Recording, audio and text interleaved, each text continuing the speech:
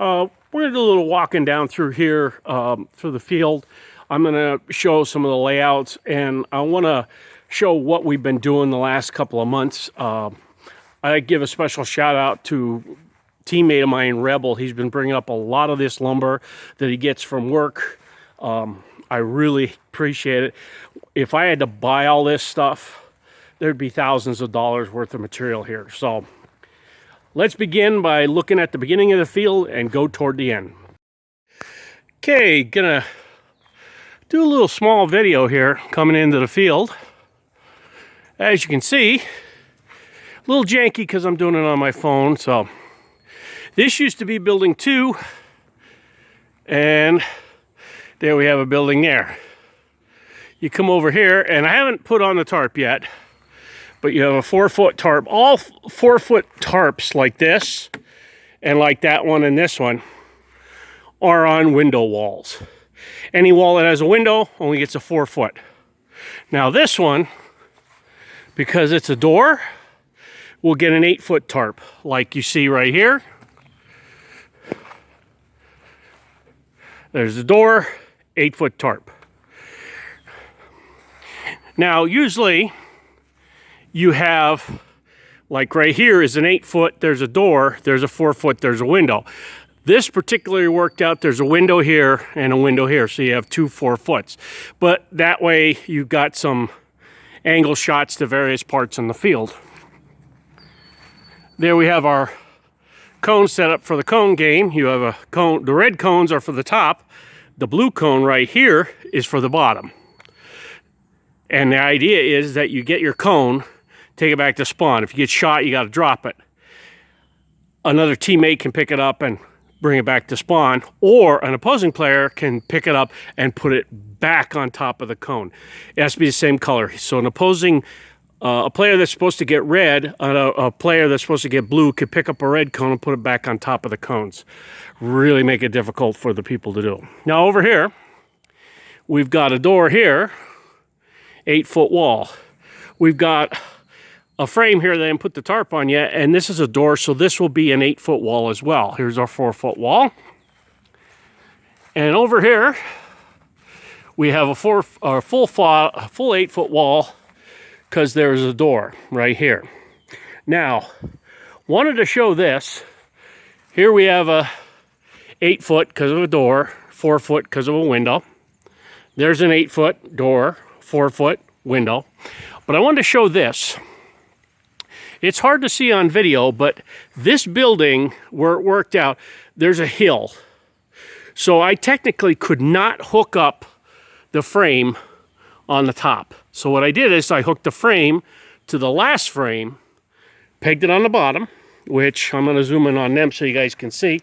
There is a 20-penny spike in there. Holds it to the ground, which makes this, doesn't move, rocks a little bit, but it doesn't move.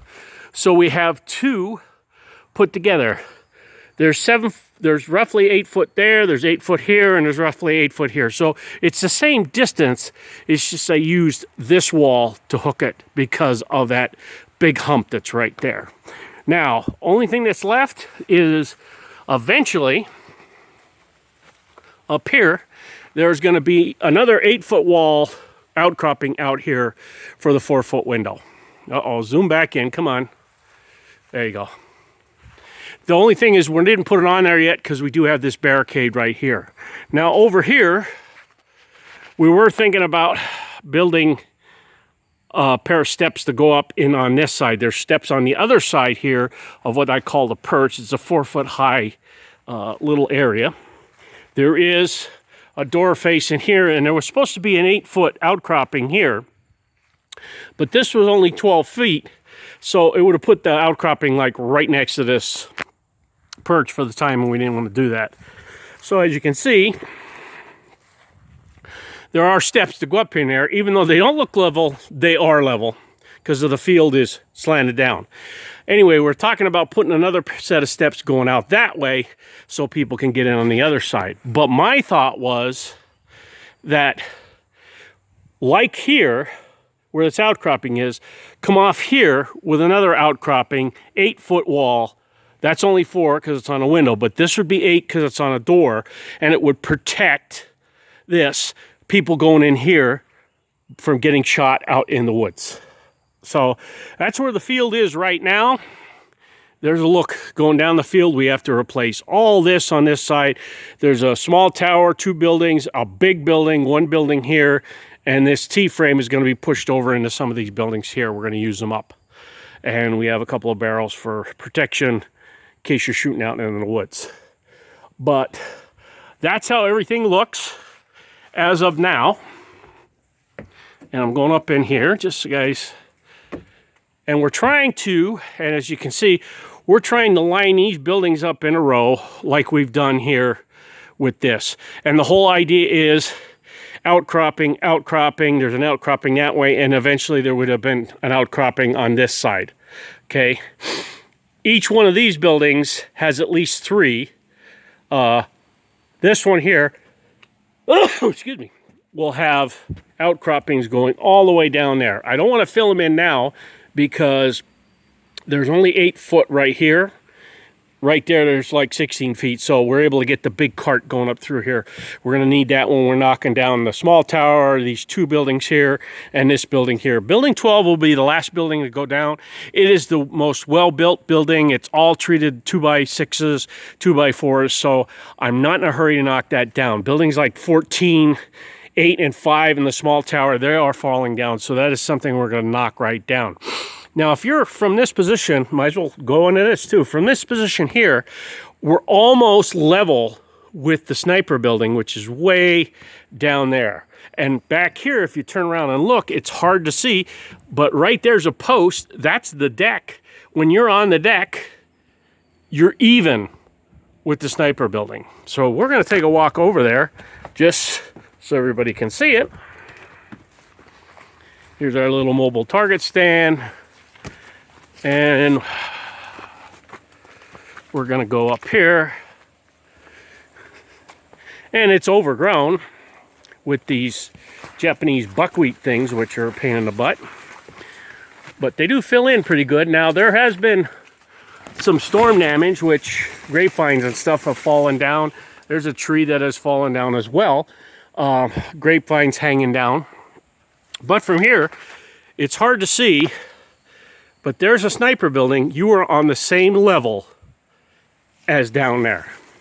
From here, you got some really good shots into the woods that you can pick people out. You've got cover here. This is a 10 mil tarp. Won't let BBs through. You can maybe get a shot through at somebody coming up the lane. You've got a fantastic shot at the sniper building and down this lane here. And if you get all the way over here, you got a perfect spot for like someone to snipe at people running up here or on the outside. Okay, so we're gonna come here. Like I said, this is kind of janky with the phone. That's the top gate. There's the fence.